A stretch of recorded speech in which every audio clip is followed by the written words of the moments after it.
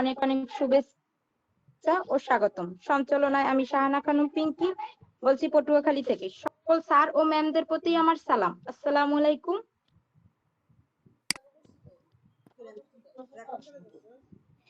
এই পবিত্র কোরআন থেকে তেলাওয়াত ও তরজমা।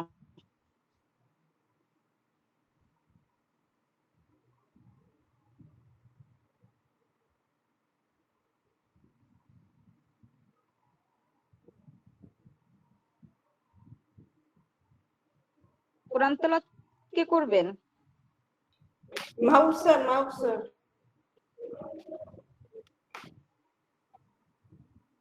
কোরআন তেলাওয়াত করবেন ও তরজমা ডক্টর মাহবুব স্যার।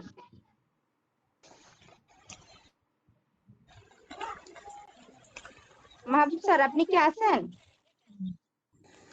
জি ম্যাম, আসসালামু আলাইকুম। ওয়ালাইকুম আসসালাম।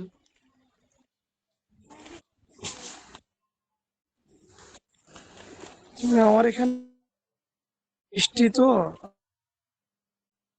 আচ্ছা যাক, শোনা যাচ্ছে তো ম্যাম?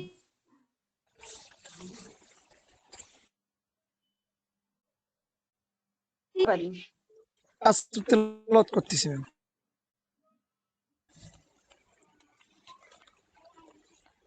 أعوذ بالله من الشيطان الرجيم. بسم الله الرحمن الرحيم. سبح اسم ربك الأعلى الذي خلق فسوى والذي قدر فهدى والذي أخرج المرعى فجعله غثاء أحوى سأقرئك فلا تنسى إلا ما شاء الله إنه يعلم الجهر وما يخفى صدق الله العظيم. ইরশাদ হচ্ছে, তুমি তোমার সুমহান প্রতিপালকের নামের পবিত্রতা ও মহিমা ঘোষণা করো, যিনি সৃষ্টি করেন ও সুঠাম করেন এবং যিনি পরিমিত বিকাশ সাধন করেন ও পথ নির্দেশ করেন এবং যিনি তৃণাদি উৎপন্ন করেন, পরে একে ধূসর আবর্জনায় পরিণত করেন। নিশ্চয় আমি তোমাকে পাঠ করাবো, ফলে তুমি বিস্মিত হবেন না। আল্লাহ যাহা ইচ্ছা করেন তা ব্যতীত তিনি জানেন এবং গুপ্ত গোপনীয়। সাদাকাল্লাহুল আযীম। ধন্যবাদ মাহবুব স্যারকে তার সুমধুর কণ্ঠে কোরআন এবং তরজমা করার জন্য। ধন্যবাদ জানাচ্ছি গ্রুপটির মেন পরিচালক ডক্টর বিলকিস আক্তার শিউলি ম্যামকে।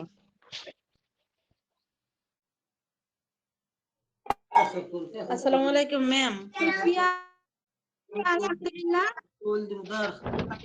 শুকরিয়া আদায় করছি মহান আল্লাহ পাক রব্বুল আলামিনের, যার কৃপায় আমরা মিলিত হয়েছি আরো একটি নতুন ক্লাসে। শুকরিয়া আলহামদুলিল্লাহ। আজকে আমাদের ক্লাসটি রেপার্টরি ক্লাস আলোচনা করবেন doctor Shiuli Akter Bilkis ma'am, DHMS BHMS Dhaka. Ma'am, আপনি কি আছেন? জি আছি। আসসালামু আলাইকুম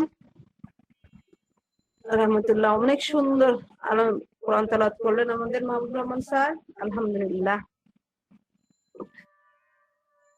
অসংখ্য ধন্যবাদ। উপস্থিত সকলকে অসংখ্য ধন্যবাদ। যত সময় উপস্থিত হয়ে গেলে আমাদের ক্লাসটি আমরা যত সময় শুরু করতে পারি তার আমরা তো অপেক্ষা করি। বেশিক্ষণ অপেক্ষা করলে আবার আপনাদের সময় নষ্ট হবে। যারা প্রথমে জয়েন করে তারা তো অনেকক্ষণ অপেক্ষা করে। অনেকে আছে দেখা যায় 8টা 29 জয়েন করে, তারা কেউ 10-12 মিনিট বসে থাকে। আমরা একটু চেষ্টা করব আমাদের ক্লাসগুলো যেন নির্দিষ্ট সময় থাকতে পারি। সবাই ব্যস্ত আমরা জানি, তারপর চেষ্টা করব। ধন্যবাদ পিঙ্কি। আচ্ছা, তাহলে আমাদের নীলুফা ম্যাম মনে কিছু বলতে চাচ্ছিলেন। কি বলতে চাচ্ছিলেন বলে ফেলুন। ডাক্তার। আসসালামু আলাইকুম ম্যাম। ওয়ালাইকুম আসসালাম। ভালো আছেন? আলহামদুলিল্লাহ। আপনি তো কেমন আছেন? কি হ্যাঁ, বলতে চাচ্ছেন বলেন। ভালো আছি ম্যাম। না কিছু বলবো না, কেমন আছেন সেই জন্য মানে সালাম ও দিচ্ছি। আচ্ছা আচ্ছা। না, দেখলাম যে মাইক্রোফোন অন করছেন, তাহলে আমরা ক্লাস চলাকালীন যে কথাগুলো আমরা 40 মিনিট, বেশি না, আমরা কথা বলবো না। তারপরে যদি কারো কোনো কথা থাকে আমরা বাদ বাকি 10 মিনিট শুনবো। আর এর মধ্যে যদি কোনো প্রশ্ন হয়তো আমি ভুলে যাবো, এখন মনে পড়ছে পরে মনে পড়বে না, তখন আমরা ইনবক্স এখানে কিন্তু মেসেজ করা যায়, সেখানে লিখে রাখবো। কয়েকদিন যাবত আলোচনা করছি, 2 দিন হয়ে গেল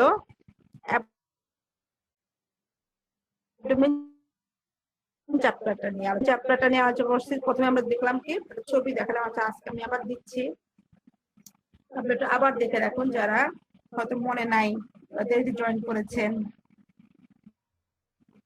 শেয়ারিং দিচ্ছি।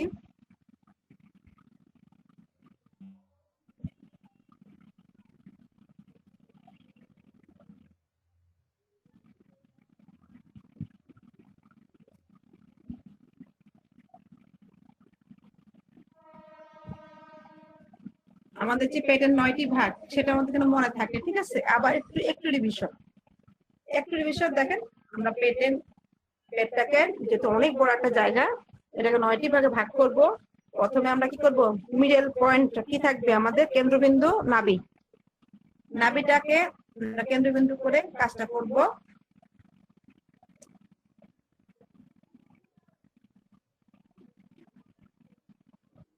আর এটার মধ্যে যে আমরা 9টা ভাগ করব, 9টা ভাগের জন্য প্রথমেই আমরা মনে করেন যে অ্যানাটমি দাঁড় করাইলে, যে পুরুষ অ্যানাটমি দাঁড় করাইলাম, তার স্তনের নিপল বরাবর 2টা দাগ আমরা লম্বা ভাবে নিচের দিকে টান দিব, ঠিক আছে?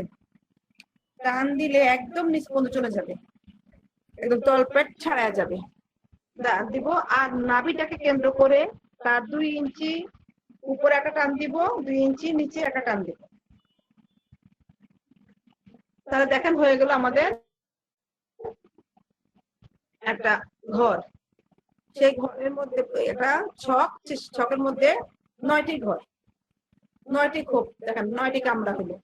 9টি কামরার মধ্যে প্রথম আমরা কেন্দ্র বলছি, আমাদের 9টি কামরার মধ্যে প্রথম যে কেন্দ্রটা থাকবে নাভি আম্বিকাল রিজন। কেন? কারণ এই আমাদের জন্মের সূত্রই কিন্তু নাভি থেকে শুরু।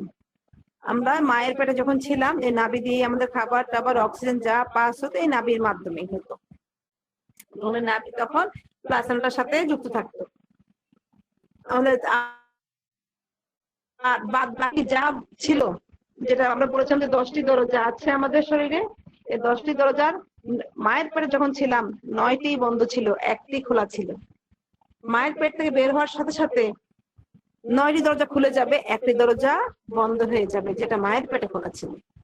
এটা নিয়ে আমরা বলেছিলাম যে গানটা আমরা একদিন শুনবো, পেলে একদিন আমরা শুনবো ক্লাস শেষের দিকে। আজ হয় সুযোগটা আজই শুনে নেব। এই নাভিটা কেন্দ্র করে নাভির যে রিজনটা, এই রিজনে যদি আমাদের যে অর্গান গুলো আছে, ব্যথা করুক বা যাই হোক, তখন আমরা কি কি অর্গান আছে সেটা দেখেছি গত ক্লাসে। তার নাভির যে বরাবর উপরের অংশটাকে বলা হয় ইপিগ্যাস্ট্রিক রিজন। নাভির বরাবর তার নিচে যে ইপিগ্যাস্ট্রিক রিজনটাকে আমরা 2 নাম্বার বলেছি। গত ক্লাসে আমরা 2-1 জন মাত্র এই কথাগুলো বলতে পারছেন, আপনারা পারেননি, তাই আজ আমি আবার দেখাচ্ছি যাতে আমরা বলতে পারি। এটা তো 8 নাম্বার ঘর, এটা তো 4 নাম্বার ঘরের কথা, এটা 5 নাম্বার ঘরের কথা, এইভাবে যেন বলতে পারি। আর নাভি নিচে যে অংশটা, যেটাকে আমরা তলপেট বলি, সেটাকে বলা হয় কি হাইপোগ্যাস্ট্রিক রিজন। এখন আমরা আসি, সেটা হচ্ছে 8 নাম্বার।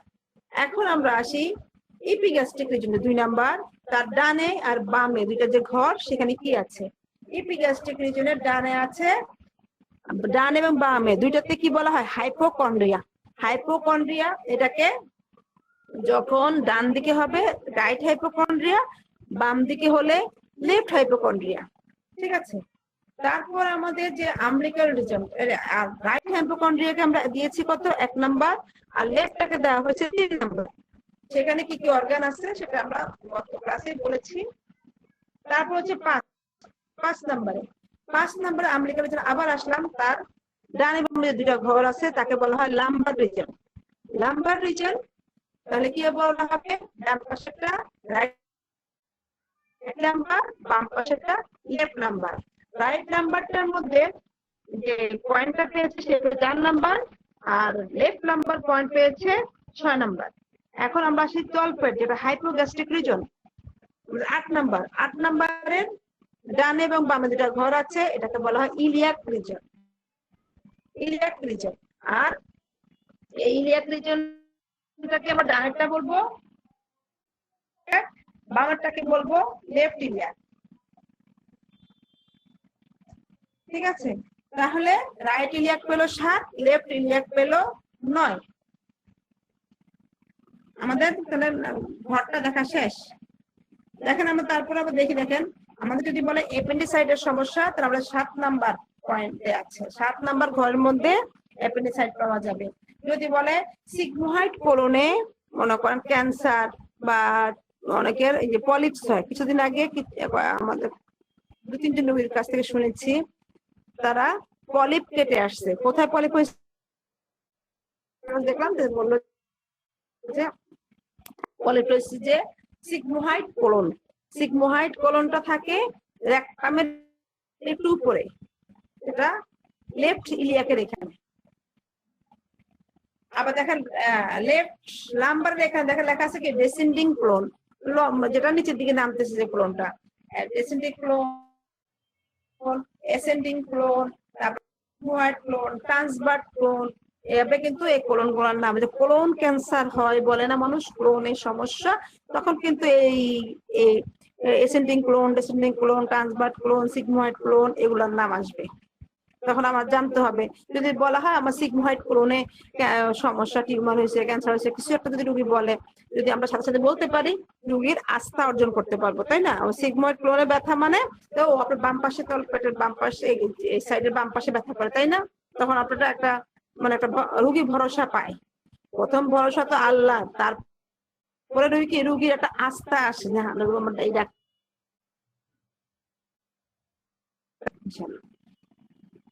ঠিক আছে, আমরা তাহলে এখান থেকে বের হয়ে যাই। আরেকটা ইয়ে দেখাবো এখন, দেখা যাচ্ছে? জি ম্যাম, জি ম্যাম, দেখা যায়।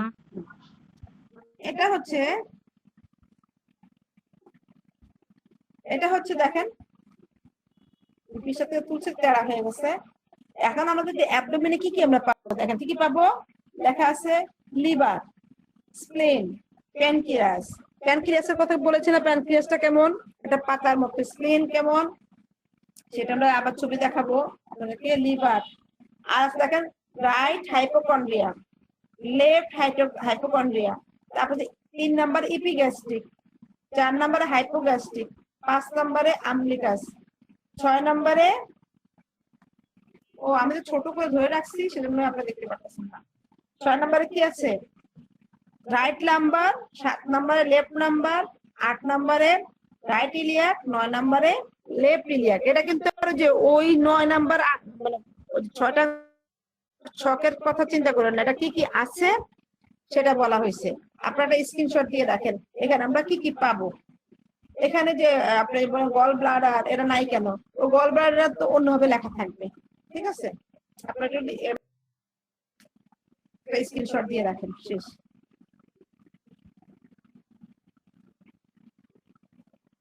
এখন আমরা গত ক্লাসে যারা ছিলাম অ্যাবডোমেনে, আবার অ্যাবডোমেনে যাব। তাতে করে আমি অ্যাবডোমেনে যদি বলা হয় যে হাইপোকন্ড্রিয়ার সমস্যা, লেফট হাইপোকন্ড্রিয়ার সমস্যা, বা বলা হয় রাইট হাইপোকন্ড্রিয়ার সমস্যা।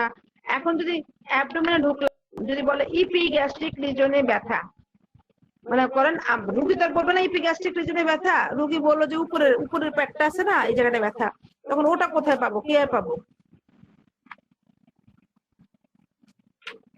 যাদের কাছে বই আছে তো ভালো, বই না থাকলে আরো ভালো, লিখবেন। বই না থাকলে আরো ভালো কেন, লিখবেন, লিখে রেখে দিবেন।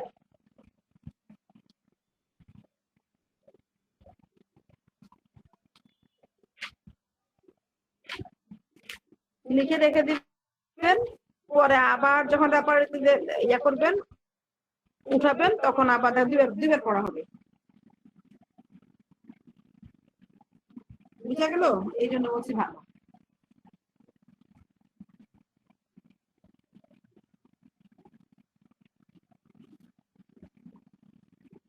এখন দেখুন আমরা একটা পৃষ্ঠা দেখাচ্ছি,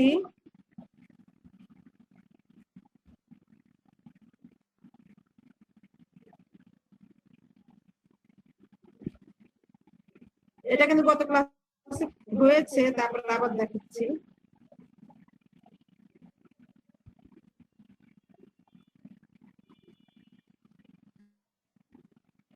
পৃষ্ঠা দেখা যাচ্ছে? জি ম্যাম, দেখা যায়। আপনাদের সুবিধার্থে, কারণ আমি জানি বেশিরভাগ সবার কাছে মাসুদ খানের বইটা, শুধু এই বইটা বের করে ছবি তুললাম। এখন দেখেন, যাদের কাছে বই নাই তারা একটু ফলো করেন। এই যে আমাদের যে গত ক্লাসে পড়ে আমরা হাইপোকন্ড্রিয়া খুঁজেছিলাম, তাই না? হাইপোকন্ড্রিয়া রোগীর ব্যথা, ওই যে একটু ছাকনার নিচ দিয়ে পাশ দিয়ে ব্যথা, ওই যে জিনিসটাকে আমাদের খুঁজে বের করতে হবে এটা আসলে কোন জায়গায়।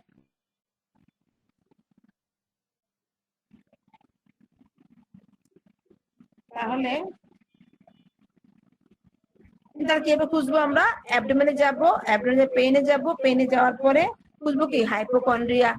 হাইপোকন্ড্রিয়া আমরা পেলাম 562 পৃষ্ঠায়। তো এখানে আমরা হাইপোকন্ড্রিয়াটা পেলাম, ওখানে হচ্ছে দুইটাই, মানে দুই পাশের কথা বলা হয়েছে। এখন যদি রোগী বলে আমার ডান পাশে সমস্যা, তখন আমরা এই ডানে, এই যে ডান পাশটা পেলাম রাইট হাইপোকন্ড্রিয়া। এখানে বেল জেরোডিয়াম সহ অনেকগুলো ওষুধ, তো আমরা গত ক্লাসে এগুলো আবার সাবগুলো আবার দেখাইছি সাব। এখন দেখেন এগুলা স্ট্যান্ডিং পর্যন্ত দেখেন কি কি আছে, অফ লেট অ্যাগ্রাভেশন, কফিং অন, কাশলে সাকনার এখানটা ব্যথা করে, ইটিং, তারপর হচ্ছে দেখেন লাইং অন পেইনফুল সাইড, বাবা এগুলো পর্যন্ত গেল আমাদের কি কন্ডিশন, কন্ডিশন গেল না? তারপর দিয়ে আপনারা কথা বলবেন, কথা না বলতে বুঝবো না এটা ঠিক আছে কিনা। তারপর নিচে গেল কি দেখেন স্ট্যান্ডিং, স্ট্যান্ডিং টু ব্যাক, এটা করলো কি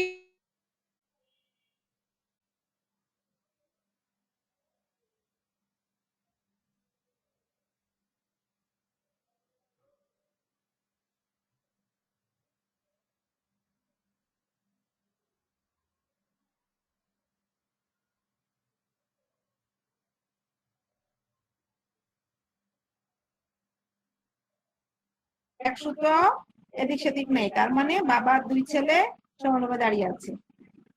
তারপর দেখেন এই লেফটের পরে কি কি আছে, লেফটের নিচে ডানে একটু ভিতরে যে রুব্রিক্স গুলো আছে কি কি আছে, চিল ডিউরিং, তাহলে কি বাম পাশের কুক্ষি দেশে ব্যথা, যেটাকে বলা হয় কুক্ষিতে ব্যথা, কোথায় শীত অবস্থায়, সিলিনিয়াম সালফ, তারপর হচ্ছে কফিং ও কাশি দিলে, কোস্টিকাম সহকারে বেশ কয়েকটা ওষুধ আছে এখানে, ইটিং এমএল খাইলে উপশম হয়, lying on left side aggravation, বাম পাশে চেপে শুইলে ব্যথা। এই যে আমাদের কয়েকটা কি করলো কন্ডিশন দিল, তারপরে দিল কি স্ট্যান্ডিং টু রাইট, মানে সে এটা বাম পাশের ব্যথাটা ডান পাশেও যায়, পিছেও যায়। এটা করে করলো কি আমাদের কিন্তু রাইট সাইড শেষ। এই যে মর্নিং ফরনুন নুন এটা শুরু হলো, এটা কিন্তু বাম পাশের না, ঠিক আছে? ওদের ভুল হচ্ছে, কয়েকজনের বলেছেন যে এটা বাম পাশের না। কারণ কি দেখেন এটা সরাসরি দেখেন মার্জিনটা নেই, সরাসরি লেফট সাইডের সাথে সরাসরি দাঁড়িয়ে আছে না, এটা কিন্তু লেফট সাইডের ডানে নিচে আছে কিন্তু ডানে একটু ভিতরে নাই, বুঝা গেছে? নিচে আছে কিন্তু ডানে একটু ভিতরে নাই। তাই সরাসরি নিচের দিকে গেল, কিন্তু ডান এবং ভিতরে নাই মানে সমান সমান দাঁড়িয়ে আছে, মানে তারা একই মায়ের 2 ছেলে 3 ছেলে যাই বলা হোক, মানে তারা সমান অধিকার। সেজন্য তাহলে কি করলো, আমাদের লেফট রাইট শেষ, শুরু হলো কি মর্নিং। ওই যে আমাদের সাইড টাইম কন্ডিশন স্ট্যান্ডিং 15 নম্বর স্লাইড, সাইড গেল ডান বাম দিয়ে, এখন টাইম শুরু হবে মর্নিং ফরনুন নুন, সবাই সমান তারা দাঁড়িয়ে আছে নুন। তারপরে আমাদের আফটারনুন ইভিনিং এগুলো কি সব সমান দাঁড়িয়ে আছে সময়। এখন দেখেন নাইট, নাইটের ভিতরে ঢুকার পরে রাতের বেলায় তার এই যে কুক্ষি দেশগুলোতে ব্যথা করে, মানে উপরের অংশটায় ব্যথা করে পেটের, ঠিক আছে, এটা পুরাটার মধ্যেই, এটা কোনো ডান বা বাম নেই। তখন সেখানে বলে যদি শুয়ে, তখন কি আপনি, তখন আমাদের কন্ডিশন, আপনি তখন কি করেন, শুয়ে যাচ্ছেন, বসে আছেন, কি করেন, বলো বেডিং, মানে শুয়েছিল, ওয়াকিং অন, জেগেছিল, মিডনাইট। কোথাও যদি না বুঝেন বলবেন, আপনাদের যেন ভালো করে বুঝতে পারেন, যারা রেপার্টরিতে একেবারেই নতুন, যারা ভালো করে বুঝতে পারেন, ধরতে পারতেছেন না, তাদের জন্য কিন্তু কয়েকজন আমাকে বলেছেন, সেজন্য আমি বইটা ছবি তুলে ভালো করে দেখাচ্ছি। ম্যাম, তারপরে দেখেন, তো ল্যাপটপে ম্যাম, বসে দেখাতে পারলে আরো ভালো হতো। এই যে 563 পৃষ্ঠায় যে লেফট বাম কক্ষিতে ব্যথা, ওইটা যে আবার মর্নিং আফটারনুন নুন, এটা কি হুম। বাম কক্ষিতে এটা উভয় পাশে বুঝাবে, ডান বাম উভয়? হ্যাঁ হ্যাঁ, এটা কিন্তু দেখেন, কারণ কি উভয় পাশে কেন, কারণ এটা লেফট কিন্তু শেষ হয়ে গেছে, একটু ব্যাকের এখানে লেফটের সরাসরি মর্নিং দাঁড়িয়ে আছে, এজন্য এটা কিন্তু লেফটের সাব না, এটা তো সরাসরি দুইটাই সাব, ডান বাম উভয়েরই, কারণ এটা বামের নিচে আছে কিন্তু তার ডানে নাই, নিচে মানে চেপে বসে নাই তার পিছনের সাথে, বুঝা গেছে? ম্যাডাম এটা কি সরাসরি আছে। পেনের ছাপ হবে, পেনের ছাপ? হ্যাঁ, এটা সরাসরি পেন হাইপোকন্ড্রিয়ার সাব, রাইট লেফট এটা হলো পেনের। হাইপোকন্ড্রিয়া বলেন, হ্যাঁ হ্যাঁ, পেন পেন হাইপোকন্ড্রিয়া, হ্যাঁ পেন কন্ড্রিয়ার সাব হাইপোকন্ড্রিয়া, সরাসরি। এটা ছাপ হলো রাইট এবং লেফট, দুইটা হলো এটা ছাপ, তাই না? হ্যাঁ এরপর হ্যাঁ হ্যাঁ লেফট এবং রাইটের ছাপ হলো যে মর্নিং, এটা হলো এই পেনের ছাপেই। হ্যাঁ, মানে আপনারা যেভাবে বুঝতে পারেন সেইভাবে, কিন্তু আরেকটু বোঝানোর জন্য এখন আমি বইয়ের ইয়াদ হতে দেখাচ্ছি। জি জি। এখন দেখেন নাইট, নাইটের কোন পর্যন্ত, এখন তো নাইট আছে, কেউ আমাকে বলবেন নাইটটা কোন পর্যন্ত আছে?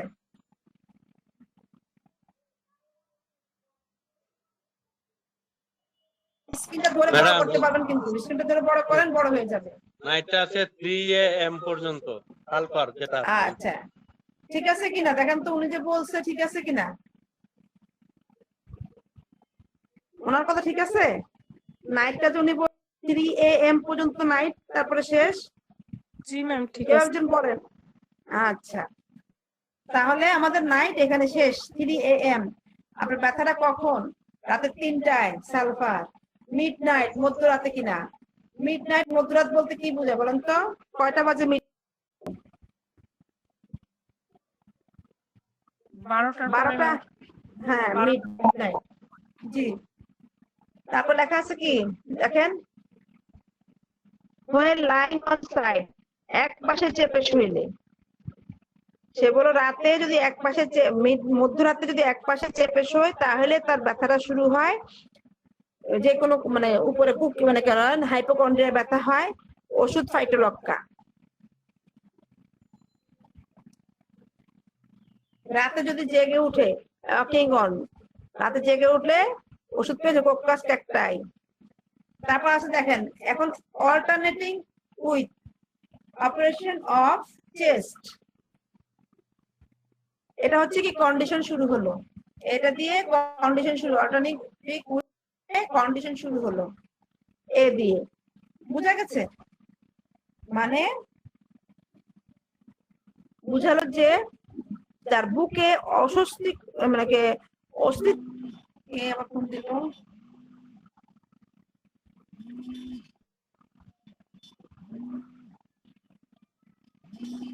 এক মিনিট।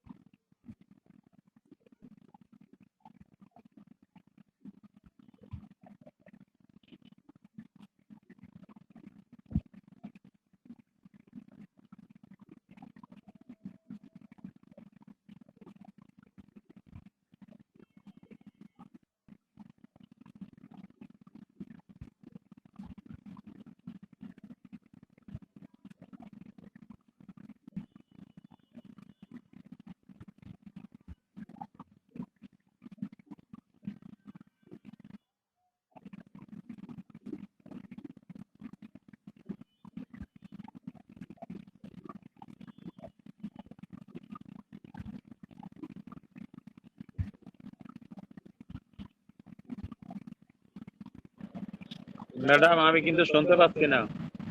আমি বলতেছি না, আমি একজনকে মেসেজ পাঠাচ্ছি, আমার ফোন আসতেছে বারবার, ডিস্টার্ব করতেছে, আমাকে মেসেজ পাঠাচ্ছি, আমি বলতেছি না। জি, তাহলে বুঝা গেছে তো আমাদের তাহলে সমস্যা হবে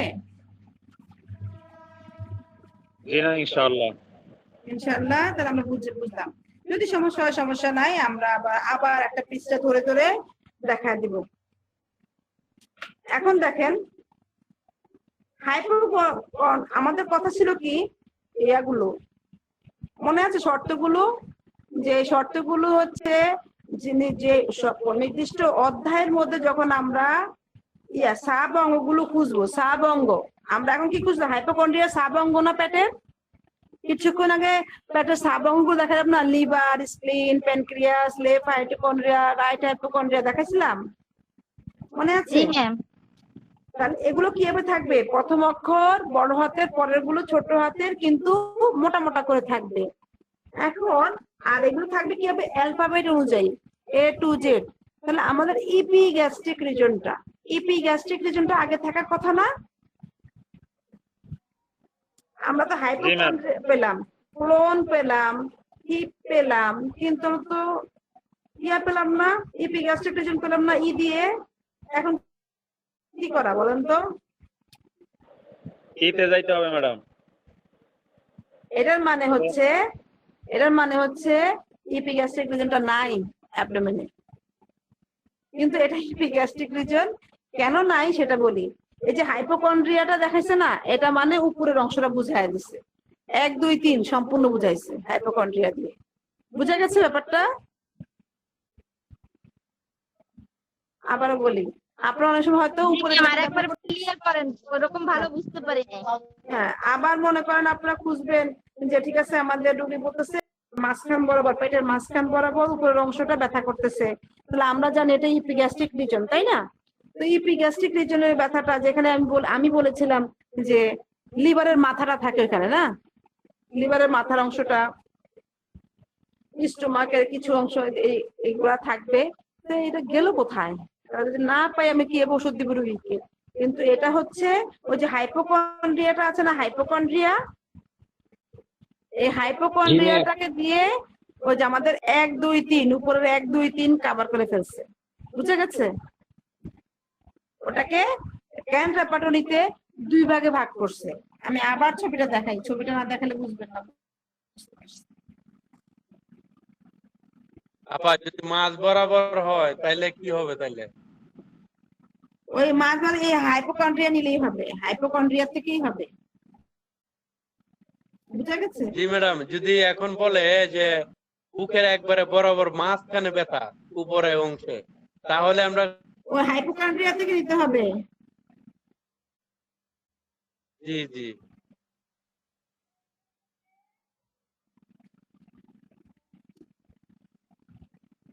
এই যে 1 2 3 এই তিনটা এক হাইপোকন্ড্রিয়া দিয়ে খুঁজতে হবে, হাইপোকন্ড্রিয়া দিয়ে খুঁজতে হবে, ঠিক আছে? হাইপোকন্ড্রিয়ার যে ওষুধগুলো আছে সেগুলা।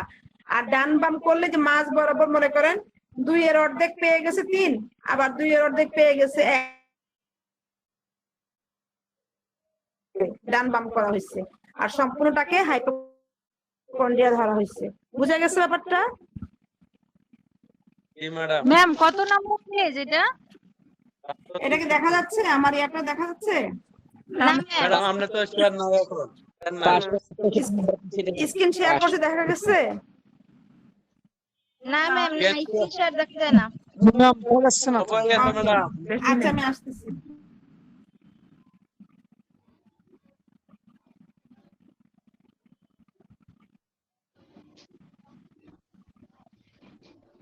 এখন জি আসছে ম্যাম, দেখা যায়।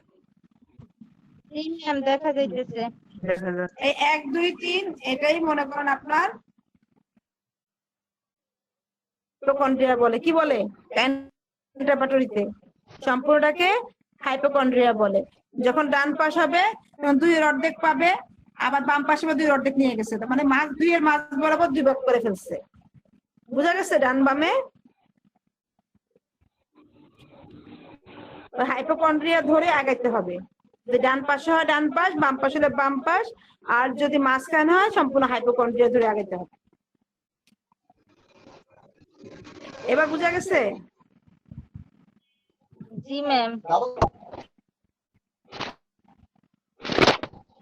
এখন রোগীর আমাদের যে ম্যাম মানুষের পেজ নাম্বার কত ধরতে পার? এটা পেজ নাম্বার নাই, পেজ নাম্বার হচ্ছে 500 কত 62 63 62 তে শুরু। মিলে আছে। জি পিঙ্কি ম্যাম কোথায়? 62 তে শুরু। জি ম্যাম 62 63 মিলানো। হ্যাঁ 62 যে ওষুধগুলো আছে এটা সম্পূর্ণ 1 2 3 1 2 3 এর ওষুধ। হাইপোকন্ড্রিয়ার ব্যথা, তারপর ডান বাম বাদে সবই তো মনে করেন আমাদের টাইম আছে, কন্ডিশন আছে, সব আমরা ওই হাইপোকন্ড্রিয়ার ব্যথা ধরবো। তারপর দেখেন 564 পৃষ্ঠা আসছে হাইপোগ্যাস্ট্রিয়াম। হাইপোগ্যাস্ট্রিয়ামটা কি?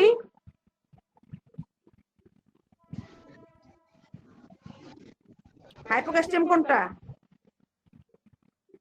ম্যাম 8 নম্বর। 8 নম্বরটা আমলিকেলের 8 নিচে নাম্বার। এই যে হ্যাঁ হ্যাঁ হ্যাঁ এই যে মাথায় রাখবেন আমাদের কত নাম্বার হাইপোগ্যাস্ট্রিয়াম? 8 নাম্বার, তলপেট যেটাকে বলা হয়, তলপেট যেটাকে বলা হয়। তারপর আমাদের বলছিলাম যে রাইট ইলিয়াক, লেফট ইলিয়াক এগুলো আছে। এখন দেখেন এখানে সাইড বলেছিলাম, মনে আছে? সাইড দেখাছিলাম গত ক্লাসে, আর সাইডের জন্য আবার দেখাবো পরে। আবার দেখেন রুগী আসছে, ওই যে রুগী আসছে যে আমাদের রানের যে কুচকি আছে, রান বলে যেটাকে বলা হয় উরু। ওই কিভাবে বললে বুঝবেন? কুচকি চিনেন তো? কুচকি। জি জি ম্যাম ম্যাম। এখানে সবাই আসছে, আপনি বলেন। হ্যাঁ উরু চিনেন? উরু হচ্ছে বইয়ের ভাষা, আর রান যেটা আমরা চলিত ভাষায় বলি। এটার যে কুচকি, এই কুচকির অংশটা কোথায় পাবেন? এক্সট্রিমিটিসে হওয়ার দরকার নাকি অন্য কোথাও? রুগীর কুচকিতে বাগি হয়েছে, বাগি। বাগি চিনেন তো?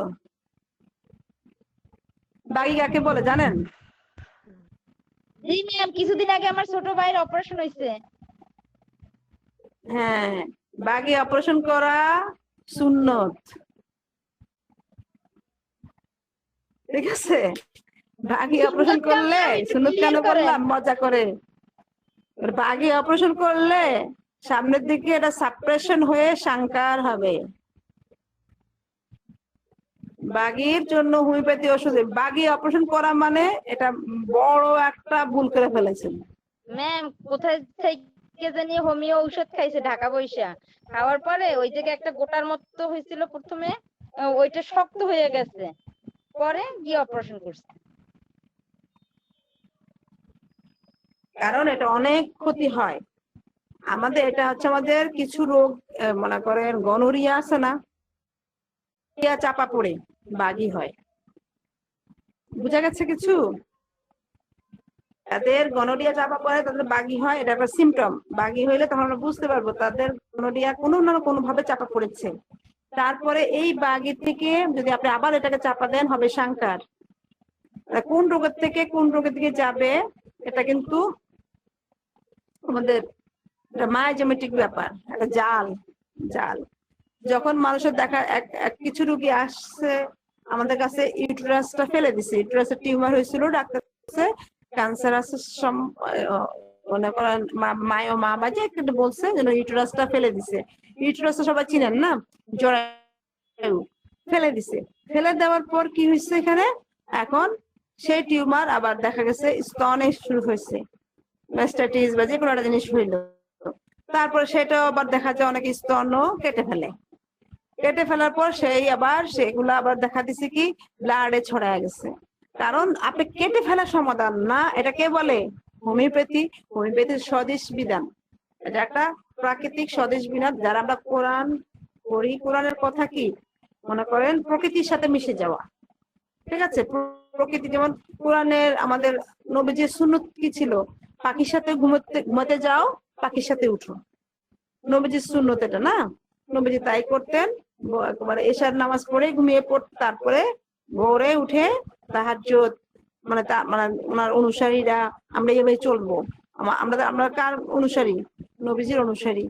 আমরা আমাদের যে সিলেবাস কি, আমরা পৃথিবীতে আসছি একটা স্কুলে ভর্তি হলে সিলেবাস পড়ি না? তা আমাদের সিলেবাস কি? কোরআন, পবিত্র কোরআন শরীফ আমাদের সিলেবাস। কোরআনে কি লেখা আছে? কোরআন শরীফে নবীজিদের ইতিহাস আর আমরা কিভাবে চলবো তার নিয়ম কানুন। তাহলে এটা সিলেবাস না? তাহলে আমাদের জন্য সিলেবাস। এই অনুযায়ী ওটা অনুযায়ী চলেন আর আমাদের নবীজিকে ফলো করেন। শেষ নবী হযরত মুহাম্মদ সাল্লাল্লাহু আলাইহি সাল্লামকে ফলো করাই আমাদের মেন কাজ। আমরা তো অনেককেই ফলো করি, কিন্তু আমাদের মেন ফলোয়ার হওয়া দরকার আমাদের নবীজি। তো উনার কথা হচ্ছে সূর্যের সাথে কি বলে, পাখিদের সাথে ঘুমাইতে যাও, পাখিদের সাথে ঘুম থেকে উঠো। তা আমরা করি না। আমরা উঠি রাতে 3টা বাজে ঘুমাইতে যাই, দিনে 10টা 11টা বাজে ঘুম থেকে উঠি। যাই হোক, আমরা যত প্রকৃতির থেকে দূরে যাব, প্রকৃতিও আমাদেরকে দূর করে দিবে। এই যে মনে করেন টিউমার, এগুলো একটা মানে প্রাকৃতিক ভাবে হয় আমাদের বিভিন্ন বংশগত কারণে, বিভিন্ন সাপ্রেশনের কারণে হলো। কারণ আমাদের কাছে তো কি করবো, বংশ ছাড়া তো আমরা পৃথিবীতে আসতে পারবো না, টপকা তো আকাশ থেকে পড়ি নাই, তো কি আর করা। বংশের তো সব মানুষ সবাই ভালো থাকে না, কেউ না কেউ দোষ করে, সেই দোষের ভাগ, সম্পদের যেমন ভাগ পাই, বংশের দোষেরও ভাগ আমাদের কাছে পেতে হবে। এটা একদিন আমরা মায়াজাম নিয়ে আলোচনা করলে আরো ক্লিয়ার করবো ইনশাল্লাহ। তো পেলাম অনেক সময় দেখা যায় বংশ গনোরিয়া চাপা পড়া ছিল, সাইকোটিক আছে, এইভাবেই কিন্তু দেখা যায় যে বাগিটাকি হয়, বাগিটাকে চাপা দিলে কেটে কুটে ফেললে তখন আবার সাংকার হয়, সাংকারটা কিন্তু তারপরে এগুলো আবার অন্যদিকে যায়, চলে যায়। এখন বাগি হয়েছে রুগীর, আপনি হোমিওপ্যাথি ওষুধ দিবেন, কোত্থেকে দিবেন, কোন জায়গায় পাবেন? বাগিটা হয়েছে কোথায় হয়েছে? কুস্কিতে। কুস্কি কোথায়? আমাদের থাই বলতে যেটা বলা হয় সেটা হচ্ছে উরু, বা যেটাকে আমরা বাংলা ভাষায় চলিত ভাষায় রান বলি, সেখানে তার কুচকিতে জননেন্দ্রিয়ের পাশে কোথায় পাবো? আমাদের এস্টিমেটিসে হাত পা থাকে, এটা কোথায় এস্টিমেটিসে খুঁজে পাওয়া যাবে বাগিটা? কেউ একজন বলবেন। কেউ কথা বলবেন না, আমরা সবাই খাইতে গেছে, সব ডাক্তাররা খাইতে গেছে। পাইনি তো এই জন্য হবে। আচ্ছা শুনে, আসলে কি আমরা এটা কিন্তু থাকার কথা ছিল কোথায়? এক্সট্রিমিটিসে। কারণ এক্সট্রিমিটিসে আমাদের থাই, নিতম্ব সব আছে। হ্যাঁ, তারপরে মনে করেন নি, হাঁটু, হাত পা গুলো এক্সট্রিমিটিসে, এটা এক্সট্রিমিটি থাকার কথা না, কিন্তু এটা এক্সট্রিমিটিসে পাবেন না, এটা পাবেন অ্যাবডোমিনি। ওই অ্যাবডোমিনি কেন? অ্যাবডোমিনে কি দিয়ে পাবেন? Inguinal reason. ইঙ্গুইনাল বলেন কি পাবেন? Inguinal reason. আপনারা মনে মনে বলেন, কাছে যদি বলতে পারেন বলেন, এটাকে বলা হয় ইঙ্গুইনাল রিজন। আসলে আমরা আপনাদেরকে আবার নির্দিষ্ট অধ্যায় নিয়ে যাই। ইঙ্গুইনাল রিজন বোঝানোর জন্য কিন্তু এখানে চলে আসছে। এই যে বলে দিলে ভালো হতো। 566 পৃষ্ঠা 66 ইঙ্গুইনাল রিজন। এটা হচ্ছে কুচকি। কুচকিতে কারো ব্যথা হলে আমরা এখানে খুঁজে পাবো, ওটা কিন্তু আবার আমরা এক্সট্রিমিটিসে যেয়ে খুঁজে পাবো না। বুঝা গেছে ব্যাপারটা? এই একটা কথা বোঝানোর জন্য বললাম। তো আমরা কিন্তু বেশিরভাগই বংশগত রোগগুলা ভুগি। আর মনে করেন আরেকটা, মনে করেন যৌনবাহিত রোগে ভুগি। কিছু যৌনবাহিত রোগ কিভাবে ভুগি? বিয়ের পরে দেখা যাবে অনেক মেয়েদের স্বাস্থ্য নষ্ট হয়ে যায়, বিয়ের পরে অনেক পুরুষের স্বাস্থ্য নষ্ট হয়ে যায়। যদি ওয়াইফ মনে করেন মানে যৌন কোনো সমস্যা ভুগে থাকে, নতুন বিয়ে হইলো মেয়ে, তাহলে ওই পুরুষটারও কি হবে? ওই যৌন যে সমস্যাটা ওয়াইফ ভুগতেছিল, সেই ছেলেটারও এই সমস্যাটা হবে। আবার যদি ওই ছেলেটা যদি যৌন বাহিত কোনো রোগে ভুগে থাকে, তাহলে বা ছোঁয়াচে কোনো রোগে ভুগে থাকে, ওয়াইফের চলে আসবে। এটা আমাদের একটা কি জাল, মায়া জালের মতো। এটা হবে, কিছু করার নাই। তারা যখন মিলন করবে তখন কিন্তু কি হবে?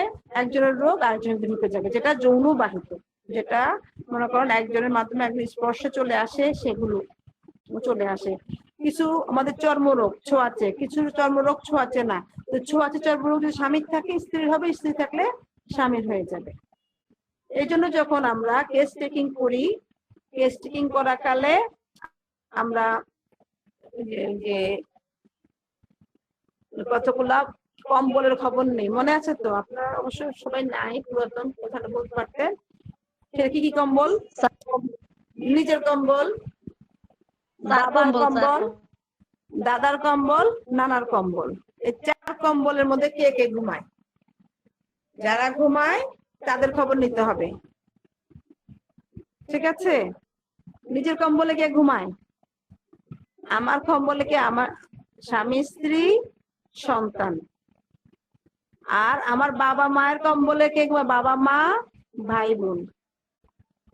তারপর আসি দাদা দাদির কাছে। দাদাদের কম্বলে কে ঘুমায়? দাদা দাদি, যে চাচা ফুফু, বাবা, তাই না? তাদের রোগগুলো আমার জানতে হবে। এবার চলে যায় নানার বাড়িতে। সম্পদের ভাগ পান না পান ঠিক নাই, রোগের ভাগ নানার বাড়ি থেকে বেশি আসে। সম্পদের ভাগ কম আসে, রোগের ভাগ বেশি আসে। তো নানার বাড়িতে গেলেন, সেখানে বলেন নানানি, মামা মামা, খালা। খালতো ভাইয়েরটাও দরকার নাই, নানা নানি চাচতো ভাইয়েরটাও দরকার নাই, তারা আবার অন্য রক্তের সাথে মিশিয়ে গেছে, ঠিক আছে? তাহলে আমরা আসি আমাদের খালুরটা দরকার আছে। খালুরটা দরকার অন্য মানুষ।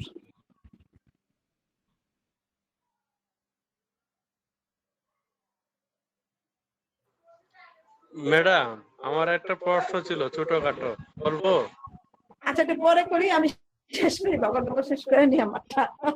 আচ্ছা, এটার ভিতরে ম্যাডাম প্রশ্নটা ছিল ইনগুইনাল রিজিয়ন, এটা কি সব জায়গার যে জয়েন্টের গুড়াটা সেটাই বুঝাইলো? যেমন যদি এক জেলাতে হয়, যেমন বগলের যে হাতের যে জয়েন্ট, না না না, শুধু এটা হচ্ছে রানের কুচকিটাই, আমাদের খাইয়ার যে পাশের কুচকিটা, সেটাই। সেটা এখন যদি আমি ওই যে বগলের যে ঝামেলাটা, এটা যদি এরকম কুস্তিতে হয়, তাহলে কুস্তিটা বুঝাইলো না ওইখানে, ওইটা পাবো। আচ্ছা, ঠিক ওটা আছে, আবার বলেন। আরেক জায়গায়, সেটা আরেকদিন জি। বুঝাবো। এখন এটা বুঝছেন? 566 পৃষ্ঠা যারা খুলছেন তারা দেখেন, এই ইঙ্গুলার রিজনে যে ইয়াটা আছে, রাইট লেফট আছে কি? আমাদের ইঙ্গুলার দুইটা আছে না, ডান পাশ বাম পাশ, সেটা বোঝানো হয়েছে। তারপরে আমরা আবার 567 পৃষ্ঠা চলে যাই, ডান বামের পালা শেষ। আমরা কালকে আবার, যেহেতু সময় কম, একটু আমরা রাফ দেখাই, আমরা পরে ক্লাসে আবার ডিটেলস বলবো। আবার দেখেন, কন্ডিশন শুরু হয়েছে কোথা থেকে? বাম কলামে এসে 567 পৃষ্ঠা কি দিয়ে শুরু হয়েছে? আফটার পেইনস অ্যাসেন্ডিং অন, এগুলো কি? ওই যে কুস্কির ব্যথাটাই। তারপরে কয়েশন আফটার, তারপরে কফিং, তারপরে ড্যান্সিং, নাচলে কুস্কিতে ব্যথা হয়, অ্যালুমিনার, নাচানাচি করলে। ড্রয়িং আপ দা লেগ হয়, পা গুটায় বসলে, বা আপনি এমএল হাঁটু পর্যন্ত, তারপরে হাঁটু পর্যন্ত আসলে উপশম হয়। Hernia as from a, hernia কোথায় হয়? কুস্কিতেও কিন্তু হার্নিয়া হয়। হার্নিয়া অনেক টাইপের আছে, আমরা আপনাদেরকে বুঝাবো পরে। কুস্কির হার্নিয়ায় যদি ব্যথা হয়, তখন এই ওষুধগুলো দেখতে পারেন। ম্যাডাম, কি আছে? ওই যে 567 পৃষ্ঠার বাম কলামের উপর একবারে টু এক্সিলা, মানে পেন ইঙ্গুয়াল রিজিয়ন লেফট, এক্সিলাটা এখানে কি বুঝাইলো? এটা হচ্ছে কি, ওই যে এক্সটেন্ডিং করে এক্সিলায়, বুঝেন নাই?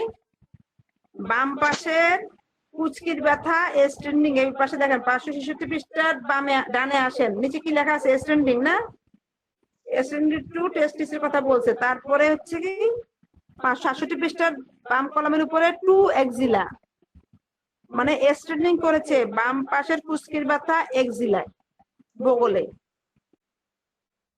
ওষুধ দিয়েছে কি? সাইকোটিক, দুইটাই ওষুধ কি? সাইকোটিক, পূজা এবং ন্যাকটামসাল। তাহলে আমাদের দুইটাই ওষুধ ছিল, সাইকোটিক। তারপরে এগুলো কি হলো? আমাদের লাস্টে সবগুলো কথাগুলো কি ইয়া অনুযায়ী, কন্ডিশন কন্ডিশন গেল। ম্যাম এটা আমরা হার্নিয়া আর বাগি কি একই জিনিস? না না, হার্নিয়া আর বাগি একই জিনিস না। আমি বাগি দেখাচ্ছি। বাগির ইংরেজি নাম হচ্ছে বুবো। কি নাম? বুবো। আসেন বুবোটা দেখে আসি।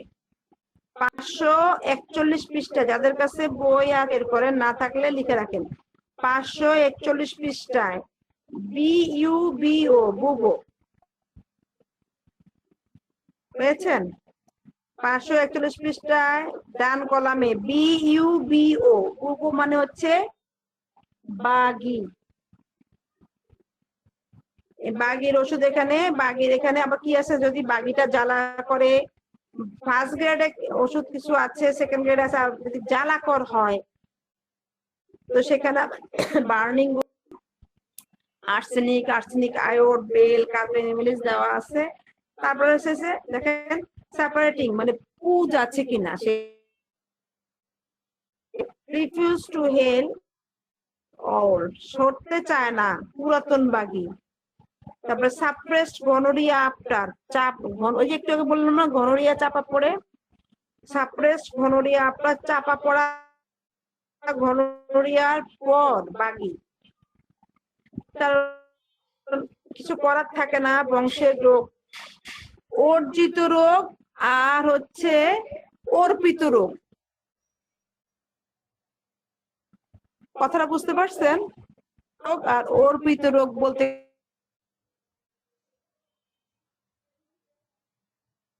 কি বুঝে? ওর সম্পদ যেমন অর্পণ পাই কিছু ভাগে টাগে করার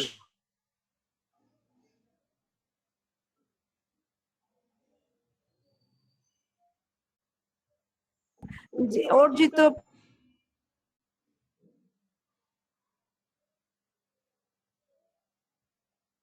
আর ওর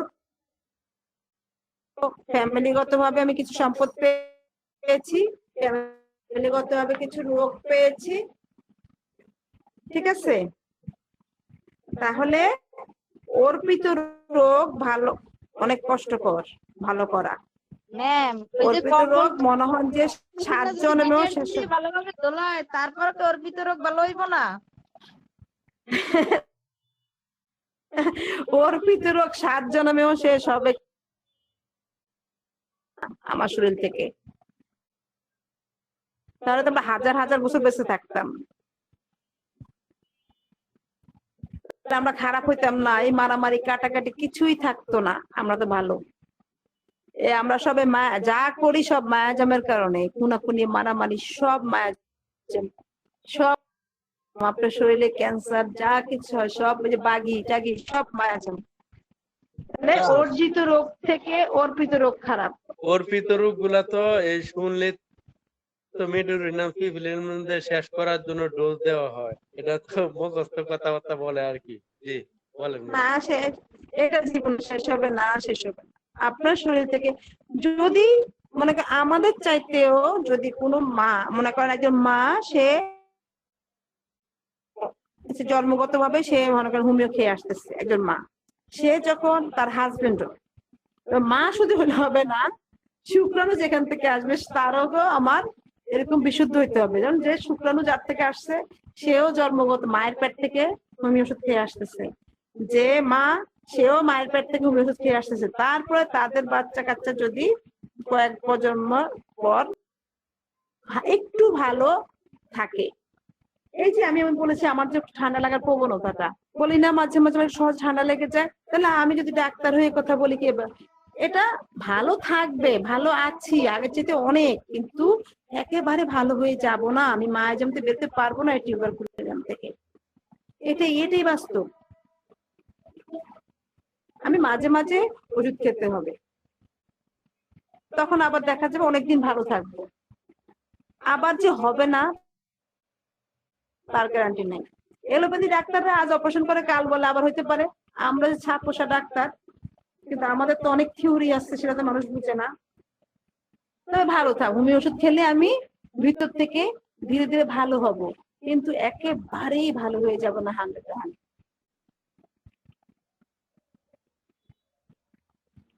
ম্যাম এই যে বুবু যেটা দেখালেন এটা কোন জায়গায় অবস্থান হলে আমরা এই ওষুধগুলো দিতে পারি বা এটা যেটা কুচকিতে এই বুবুটা আবার মনে করেন ভূগোলেও হয়, এটা জানেন কিনা বুবু কিন্তু ভূগোলেও হয় অনেক।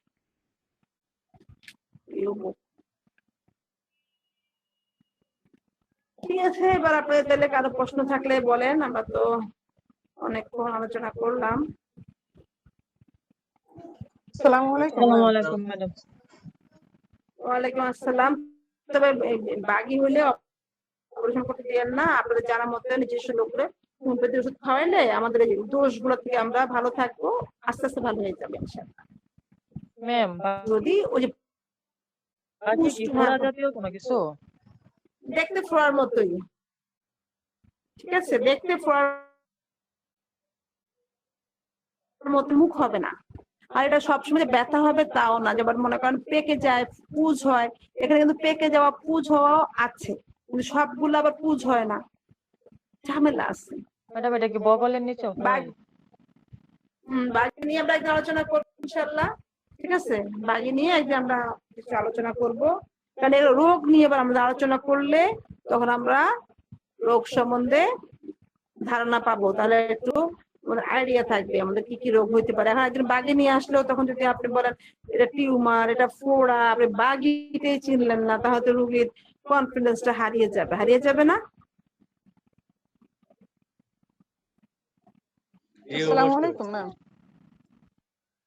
ওয়ালাইকুম আসসালাম। সবার আগে রোগীর কনফিডেন্সটা রাখার চেষ্টা করবেন। ম্যাম আমার একটা প্রশ্ন ছিল ইউট্রাস নিয়ে। জি বলেন, এই যতটুকু পারি বলবো।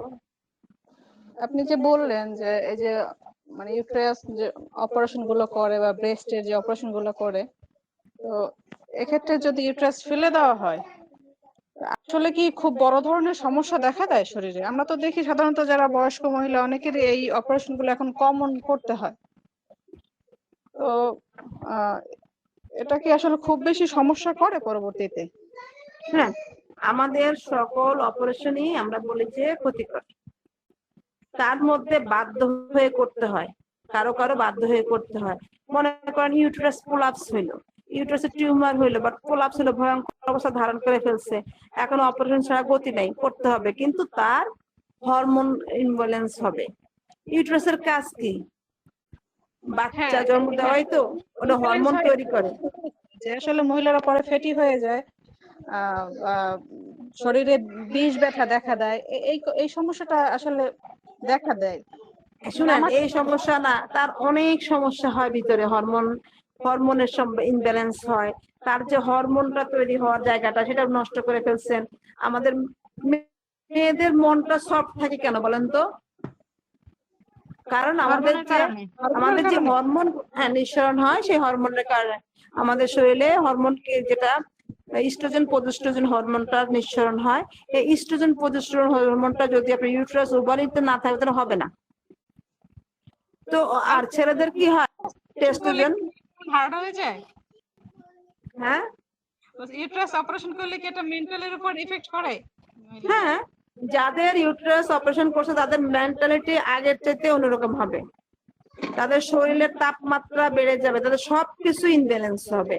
আপনি হয়তো সব কথা বলে না, কিন্তু বুঝতে পারবেন তার রাগের মাত্রা বেড়ে যাবে, অ্যাগ্রেসিভ হয়ে যাবে কিছু কথায় কথায়, তার সবকিছুই সমস্যা হবে ইউটেরাস ফেলে দিলে। আর যদি অল্প বয়সে ফেলে দেয়, তা হাজবেন্ড ওয়াইফের মধ্যে একটু মনোমালিন্য হতে থাকবে, তার দেখা যায় যে স্বামী স্ত্রী সহবাস করার সময় কিছু জটিলতা সৃষ্টি হতে পারে, কারণ দেখা যায় যে আলাদা লুব্রিকেন্ট ব্যবহার করতে হয়, ওই জায়গায় যে অনেক অনেক সমস্যা হয়, যেটা মনে করেন অপারেশনে বাধ্য মানে ধরেন ইউটেরাস কোলাপস হচ্ছে, কোলাপস হচ্ছে আমরা যে গ্রেড বলি, first grade, second grade, third grade, fourth grade.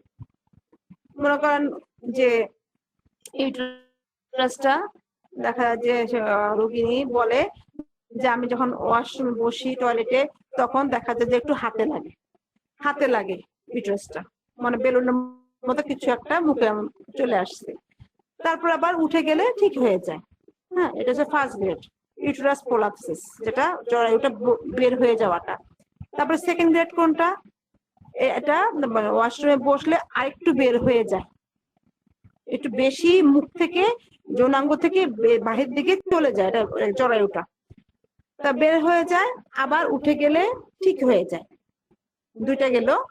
3 number যেটা, এটা হচ্ছে যে বের হয় ওটা আবার আপনা আপনি 2 নাম্বার পর্যন্ত আপনা আপনি উঠে যায়।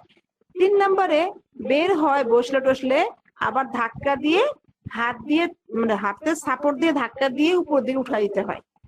3 গেল। তারপরে 4 নাম্বারটা হচ্ছে বের হইছে আর ঢুকে না। তা আমাদের হোমিওপ্যাথিতে যদি ফার্স্ট সেকেন্ড গ্রেডে পাওয়া যায়, আলহামদুলিল্লাহ ভালো চিকিৎসা আছে, সে একদম ভালো হয়ে যাবে। থার্ড গ্রেডে একটু ভালো হতে সময় লাগবে, ফোর্থ গ্রেডে অপারেশন লাগবে। তারপরে কি করবেন? এক্ষেত্রে আর কিছু করার থাকে না, ওই ক্ষেত্রে কিছু করার নেই, তো অপারেশন করতেই হবে। আমরা যে অপারেশনের বিরোধী তা না, কিছু কিছু তো অপারেশন যেতেই হবে। একজন মানুষের মাথা ফেটে অ্যাক্সিডেন্ট হয়ে গেছে, মাথা 2 ভাগ হয়ে গেছে, এখন আপনি হোমিওপ্যাথি ডাক্তার পারবেন ওটা করতে? আমাদের তো সার্জারি আছে, সার্জারি কি আমরা পারি না, তো ওটার জন্য অপারেশন যেতেই হবে। যেটা অপারেশন যেতে হবেই, কিছু করার নাই। ম্যাম কিন্তু যতটুকু আপনি পারেন চেষ্টা করুন। ম্যাম এই 1 নম্বরের আবার একটু বল। 1 নাম্বারটা যখন আপনি ওয়াশরুমে বসবেন তখন একটু হাতে লাগবে, বসবেন হাতে লাগবে, মুখেই থাকবে, বের হবে না মুখের থেকে, হাতে একটু লাগবে, বের হবে না। 2 নাম্বারটা আবার যখন উঠে যাবেন ঠিক হয়ে যাবে, দাঁড়ায় যাবেন ঠিক হয়ে যাবে। 2 নাম্বারটা একটু মানে ইয়ার থেকে বাহিরের দিকে বের হয়ে যাবে, মানে তার জায়গা থেকে বাহিরের দিকে বের হয়ে যাবে, একটু বেরোনোর মতো বের হয়ে যাবে, আবার ওটা ঢুকে যাবে। 3 নাম্বারটা হচ্ছে বাইর হবে কিন্তু হাতের সাপোর্ট ছাড়া ঢুকবে না, ধাক্কা দিয়ে ঢুকাইতে হবে। 4 নাম্বারটা হচ্ছে বের হয়েছে আর ঢুকবে না। ওকে ম্যাডাম, আমি একটা রুব্রিক বাইর করে দিবেন, ওই যে গুকুল নির্গমন বা হারিস বের হয়, এই যে মানুষের যে আপনার জরায়ুর কথা বললেন, এটা পায়খানা রাস্তা যেটা হয়, যে অনেক সময় বের হয় অটোমেটিক ঢুকে যায়, আবার অনেক সময় বের হয় আঙ্গুল দিয়ে দিতে হয়, মানে এরকম। এই রুব্রিটা আমরা কোথায় পেতে পারি? রেকটামে কি লেখা থাকবে একটু যদি বলতেন।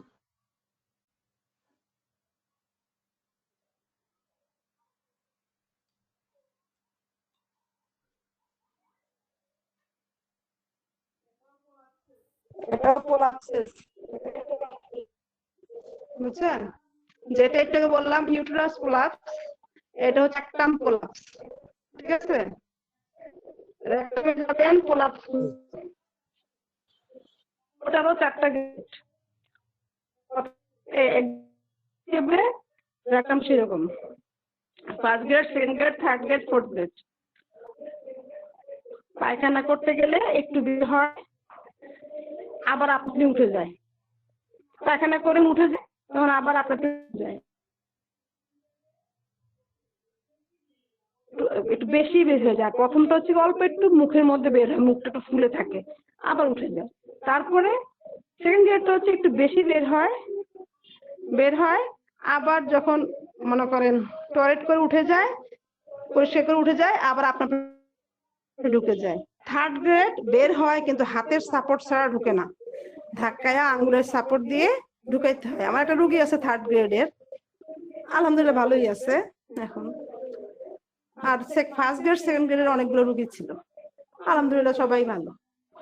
কিন্তু থার্ড গ্রেডের রুগীটা আবার হঠাৎ করে অনেকদিন পর দেখা দেয়, বুঝতে পারছেন? তার যখন আবার অনেক কষা টসা হয়, খুব খারাপ অবস্থা চলে যায়, তখন আবার দেখা দেয়, তো তখন আবার একটু সমস্যা হয়, তখন আবার আসে। রুগীরা তো একসাথে, রুগীরা তো বুঝে না যে আমাদের ওষুধগুলা টানা ভাবে যদি 1-2 বছর খায় তাহলে আমরা মনে করেন তাকে অনেকাংশে ভালো করে পারি আলহামদুলিল্লাহ। কিন্তু সে যদি ওই যে একটু হয়, ওষুধ দিয়েই খায়, ভালো হয়ে গেলে মনে করেন আসতে হবে না, আর আসে না, তাহলে থাক বাবা, না আসলে কি করা, বুঝে না তো, মনে করে যে হয়তো আমরা পয়সার জন্য বলি, আমরা যে কি জন্য বলি এটা আমরা না জানি।